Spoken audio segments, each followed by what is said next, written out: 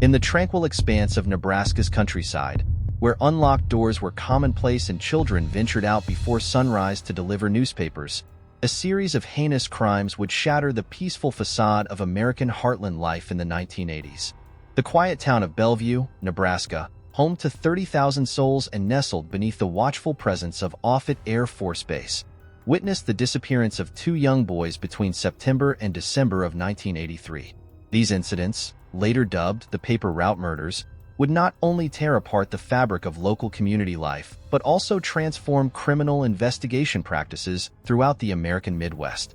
The nightmare began on September 18, 1983, when Danny Joe Eberly, a 13-year-old boy whose father served in the Air Force, embarked on his regular Omaha World Herald delivery route at 6 o'clock in the morning.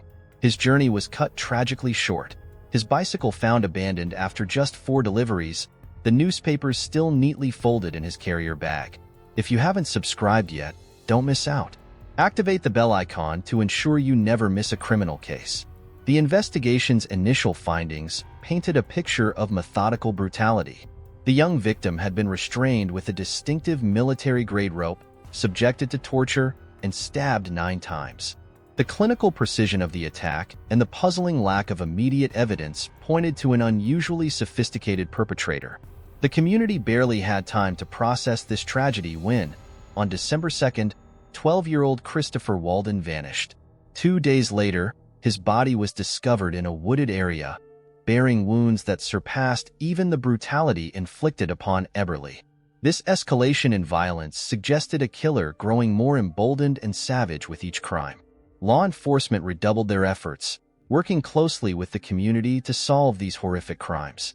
Stay tuned until the end, as this case culminates in one of the most remarkable arrests in American criminal history, where an observant citizen's attention to detail would ultimately lead investigators to John Joubert, a respected serviceman stationed at Offutt Air Force Base.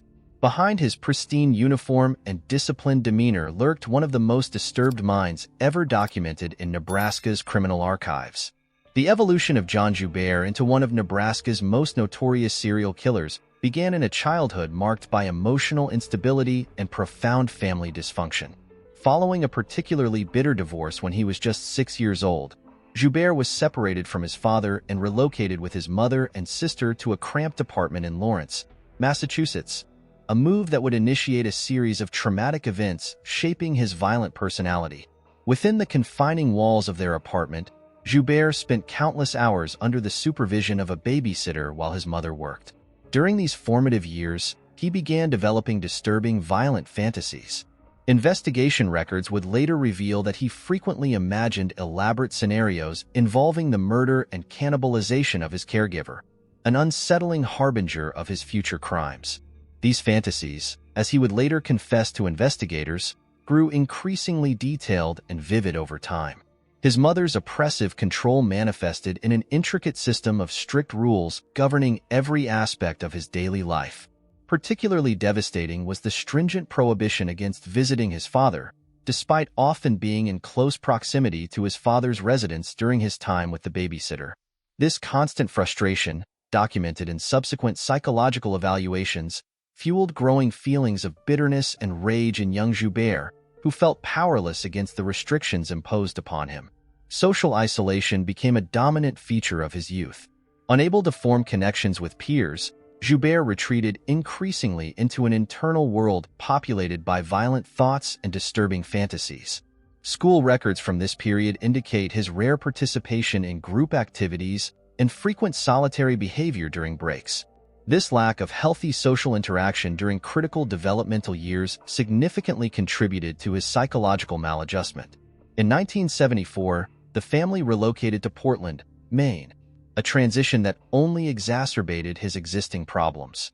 During this period, Joubert made a desperate attempt to live with his father, but his mother's adamant refusal reinforced his feelings of powerlessness and isolation. In his new school environment in Portland, his unhappiness and social isolation intensified. Teachers from this time reported increasingly withdrawn behavior and difficulty forming peer connections. The combination of these factors, the traumatic divorce, suffocating maternal control, social isolation, and forced separation from his father, created fertile ground for the development of deviant behaviors. Joubert began channeling his frustration and anger through increasingly violent fantasies, which would eventually evolve from mere imagination to concrete actions. His journals from this period, later discovered by investigators, revealed a disturbing progression in his violent thoughts. Subsequent psychiatric reports identified this period as crucial in the development of his violent personality. Experts specifically noted how the absence of positive male role models in his life, combined with excessive maternal control, contributed to the development of a deeply disturbed personality.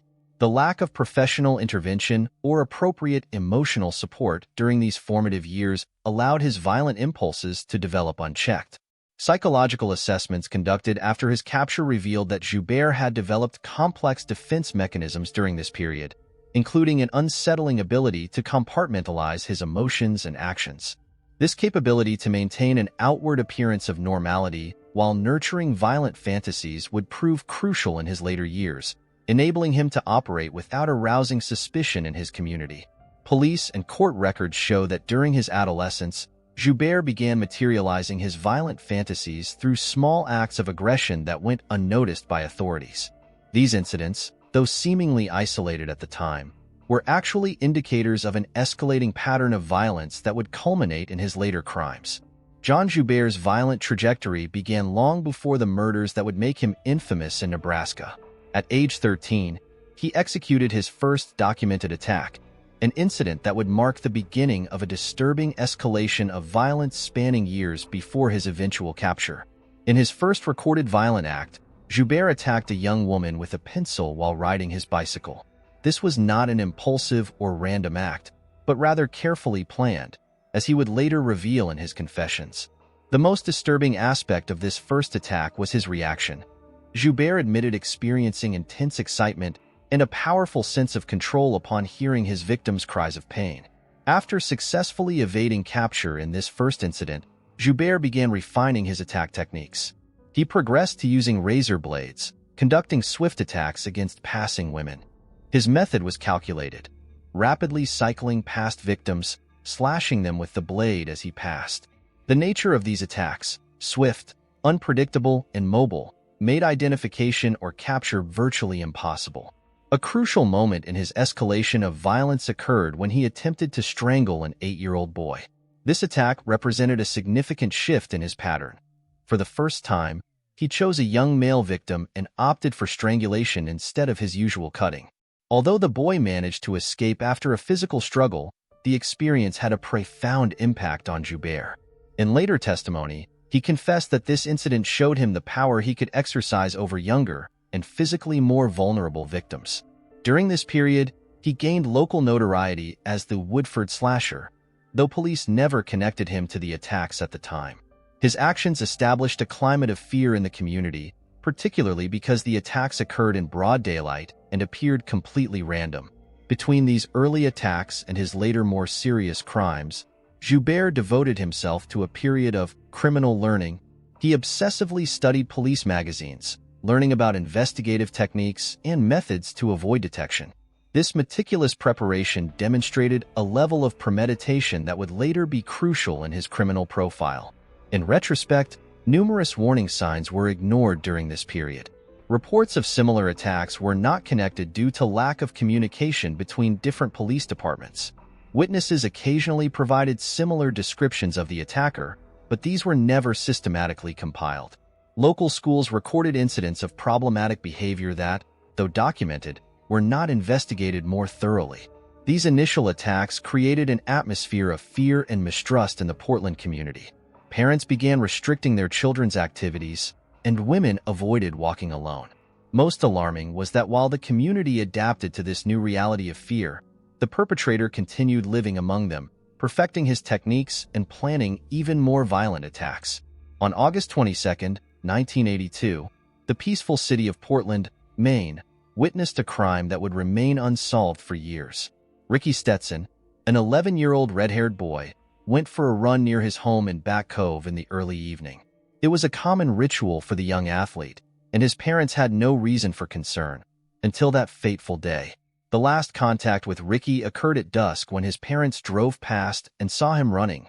wearing his characteristic gray sweatshirt. When night fell and the boy hadn't returned, the family initiated a desperate search of the area, eventually contacting police when they realized something terrible had happened. Several witnesses who were in the Back Cove area that night reported seeing the red-haired boy running, but a disturbing detail emerged from the testimonies. Many observed a dark-haired youth following Ricky on a 10-speed bicycle.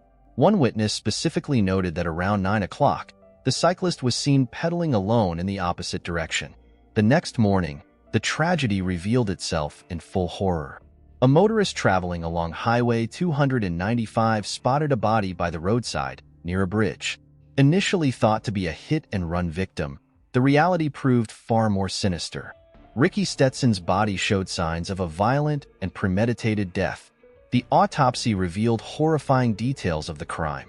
The official cause of death was asphyxiation by strangulation, but the body displayed multiple stab wounds to the chest. Even more disturbing were the human bite marks found on the body, which the killer had attempted to conceal by inflicting knife cuts over them. The boy's sweatshirt had been partially removed and replaced, and his running pants were pulled over his hips, suggesting a possible sexual motivation. A crucial element of the case was the bite marks. Forensic experts noted that the aggressor possessed a distinctive set of teeth, which could be crucial in identifying him if they found a suspect. This evidence would lead to a significant development in the case. In 1984, a suspect was held for a year and a half but was eventually released when it was proven that his dental impressions did not match those found on the body. The murder of Ricky Stetson seemed destined to become another unsolved case in Portland's criminal archives. Police had few concrete clues: a young dark-haired cyclist, distinctive bite marks, and the attack pattern. No one could predict that, years later, similar events in Nebraska would bring to light disturbing connections with this seemingly isolated case. The killer had left his signature, the bite marks and specific pattern of violence, but his identity would remain a mystery for years. Meanwhile, he was free to strike again, and his next series of crimes would shock an entire community in the American Midwest. The autumn of 1983 forever transformed the quiet city of Bellevue, Nebraska. On September 18th, a seemingly ordinary Sunday, the community of 30,000 inhabitants would face the beginning of a nightmare that would last months. Danny Joe Eberly, a 13-year-old youth, began his Omaha World-Herald newspaper delivery route around 6 o'clock in the morning, as he regularly did. Danny's meticulous routine began at a convenience store, where he carefully organized the 70 newspapers in his delivery bag. His bicycle, his preferred mode of transportation, waited for another day of work. In an apparently insignificant decision, but one that would later become relevant to investigators, Danny left without his shoes that morning. The first sign that something was wrong came when Danny failed to return after completing only 3 deliveries. The route supervisor, concerned about the unusual service interruption, took the initiative to wake the boy's father. The Eberly family, knowing their son's responsibility, immediately realized something serious had happened. Danny's bicycle was found at his 4th stop, inside a residence's gate, with the newspapers still folded in his bag. A scene suggesting an abrupt and forced interruption of his routine. Most disturbing was the absence of signs of struggle, indicating that the kidnapping had been quick and efficient. The community's response was immediate and massive. A task force of 130 agents initiated a methodical search, visiting each residence along Danny's route and gradually expanding the investigation perimeter. For 4 days, teams scoured the urban area and extended into nearby rural regions, while the community anxiously awaited news. On Wednesday, the tragic discovery: Danny's body was found on a gravel path, 4 miles distant from his bicycle. The crime scene details were disturbing. The boy was only in his underwear, his ankles bound with an unusual military rope, and his body showed 9 precise knife wounds, distributed between the front and back. Forensic analysis revealed that Danny had been kept alive for some time before his death, increasing the horror of the crime. Before the community could process this tragedy, a second disappearance shook the region. On December 2nd, Christopher Walden, age 12, disappeared in Papillion, just 3 miles from where Danny had been found. Christopher, son of a military officer from Offutt Air Force Base, was last seen entering a beige car. 2 witnesses provided similar descriptions of the driver: a white man, young and slim, wearing a wool cap pulled over his forehead. 2 days of intense searching ended when pheasant hunters found Christopher's body in a densely wooded area. The level of violence had escalated dramatically. Beyond the multiple fatal stab wounds, the boy's throat had been brutally cut after death, almost resulting in decapitation. His torso displayed a distinctive mark, a pattern of cuts that some described as a star, others as a plant. Crime scene analysis revealed crucial details. Christopher had been killed at the location where he was found, different from Danny, who had been moved. His clothes were found neatly stacked near the body, a detail suggesting ritualistic behavior by the killer. Investigators identified 2 sets of footprints entering the area, but only one leaving. The region entered a state of total alert. Offutt Air Force Base, central to the community, intensified its security measures. Schools implemented new protection protocols, and parents began accompanying their children in activities previously considered safe. Police established surveillance at strategic points, including schools, churches, and previous crime scenes. A crucial element emerged from forensic analysis. The rope used in Danny's murder was extremely unusual. Manufactured with a specific combination of colors and braid patterns, this rope would become a fundamental piece in the investigation. The FBI initiated a national and international search to identify its origin, consulting manufacturers in the United States and abroad. The similarities between the cases were impossible to ignore. Both victims were young boys with similar physical builds. The crimes occurred during daylight in relatively busy areas, and the killer demonstrated detailed knowledge of the region. The escalation of violence between the 2 murders suggested that the criminal was becoming bolder and more brutal.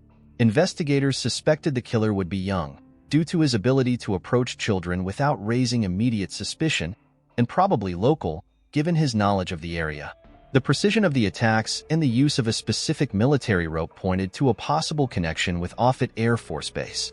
The community lived under silent terror, aware that the predator was still at large, possibly watching and planning his next attack. The investigation continued intensely, but it would take an apparently insignificant detail, observed by an attentive citizen, to finally bring this period of terror to an end. The breakthrough police had been waiting for finally came on January 11, 1984. On a seemingly ordinary morning, a preschool employee observed suspicious behavior that would change the course of the investigation. A young man was driving slowly near the school, clearly observing the area. Years of tension and fear had left the community hypervigilant, and this behavior immediately triggered alerts. The employee, demonstrating remarkable presence of mind, memorized the vehicle's license plate when the driver began acting even more suspiciously. The man, realizing he was being observed, abandoned his observer posture and moved to direct intimidation. In a moment of extreme tension, he approached the employee and even threatened her life before hastily fleeing the scene. She immediately contacted authorities. Although the observed vehicle wasn't the beige car described by previous witnesses, it was actually a citation. Investigators didn't overlook any detail. The license plate led police to a car rental agency, which had rented the vehicle to John Joubert, a 20-year-old serviceman from Offutt Air Force Base. A crucial detail emerged. Joubert owned a cinnamon-colored Nova sedan, partially matching earlier descriptions of the suspect vehicle. The plate contained 2 of the 7 digits that a hypnotized witness had described months before. The investigation into Joubert revealed disturbing elements. As a base serviceman, he had free access to the area where the crimes occurred and detailed knowledge of the region. His age and physical appearance matched witness descriptions. With this information, authorities obtained a search warrant for his residence and vehicle. The search of Joubert's residence produced impressive evidence. Investigators found a rope that appeared identical to the one used in Danny Joe Eberle's murder. In his car, they discovered more ropes and a substantial hunting knife. Even more disturbing was the discovery of a collection of police magazines, including one containing a report about a paperboy murder. The rope discovered would become crucial evidence. Its unique composition, with multiple colored strands in a specific pattern, was practically identical to the one used in the crime. The FBI, which had extensively researched the origin of this rope, confirmed it was a specific type of military cord produced in the Far East. This confirmation came on the same day as Joubert's arrest, significantly strengthening the case against him. The arrest was executed with meticulous precision. The authorities, aware of the gravity of the crimes and the suspect's potential for violence, wanted to take no risks. The decisive moment of the interrogation came when the detective showed Joubert the rope found in his room and car, highlighting its unique nature.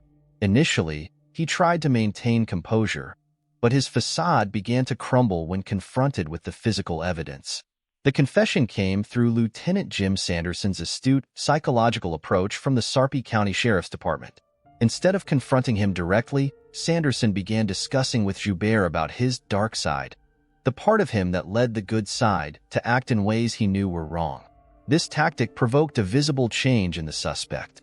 In a surprising development, Joubert not only confessed to the murders but also made a disturbing warning to investigators. He said he would probably kill again if not detained.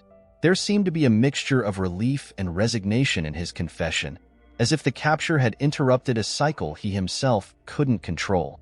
During the initial interrogation, Joubert demonstrated an unsettling coldness when discussing the crime details, alternating between moments of clinical clarity in describing his actions and periods of apparent emotional disconnection. This duality in his behavior, the ability to appear simultaneously remorseful and detached, left investigators particularly unsettled. Subsequent laboratory analyses further strengthened the case. Hair samples found in Joubert's car were compared with those of the victims, establishing strong connections to the case. The suspect profile, previously developed by the FBI, matched impressively. A young man of small physical build, military, with access to children through his position as an assistant scout leader. After his arrest, interrogations revealed an even darker dimension to the crimes. On July 3, 1984, Joubert changed his initial plea of innocence and pleaded guilty to both Nebraska murders. The change in his stance came after a series of psychiatric evaluations that painted a disturbing portrait of his mind. The psychiatric evaluations revealed multiple facets of his disturbed personality. Experts diagnosed a complex set of conditions: schizoid personality disorder, sadistic tendencies, and obsessive-compulsive traits. Despite these diagnoses, all professionals reached the same crucial conclusion. Joubert was fully aware of the wrongful nature of his actions and maintained control over his behavior. During the evaluation period, a disturbing discovery emerged.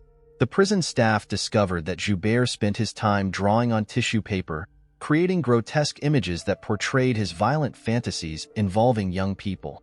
One drawing showed a boy tied to a tree by a roadside, while another depicted a boy on his knees while a man stabbed him. These images offered a terrifying glimpse into Joubert's inner world. The trial revealed meticulous details about how he selected and approached his victims. In Danny Joe Eberle's case, Joubert admitted to observing the boy organizing his newspapers before following him on his route. With Christopher Walden, he confessed to deliberately going out that morning with the intention of finding a victim. The coldness with which he described the crimes shocked even experienced investigators. The investigation also discovered that Joubert had extensively studied police techniques through specialized magazines, using this knowledge to try to avoid detection. This methodical preparation demonstrated a level of premeditation that would weigh significantly in his sentence. 3 judges were designated to decide Joubert's sentence.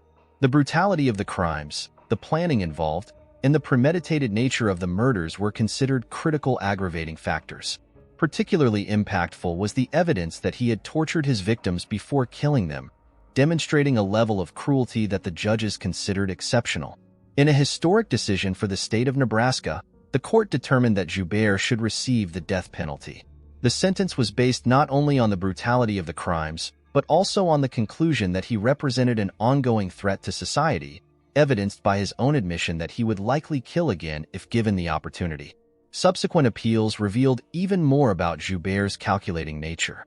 His defense tried to argue that the formulation of aggravating circumstances was constitutionally imprecise, but the court maintained the sentence, citing especially the sadism demonstrated in the torture of the boys. On July 17, 1996, after years of legal appeals, John Joubert faced his final sentence. The case remains one of the most notorious in Nebraska's criminal history, serving as a dark reminder of how violence can hide in the most unlikely places. The case's impact extended to literature when a young university student from the region, who directly experienced the climate of fear during the murders, decided to transform this experience into fiction. In 1996, the same year as Joubert's execution, she published The Book of Perfect Evil, a work that portrays how such a case can completely paralyze and reshape a city. The author reports that, even years later, she could still vividly remember the intense feelings and overwhelming panic that surrounded the community during that dark period. If you've made it this far, don't forget to subscribe to the channel to follow more criminal cases that marked history. Leave in the comments what you thought of this impressive story and which aspect caught your attention the most. Your opinions and reflections are very important to us. Hit the bell icon to never miss a new publication and share with friends who are also interested in true crime. Until the next case.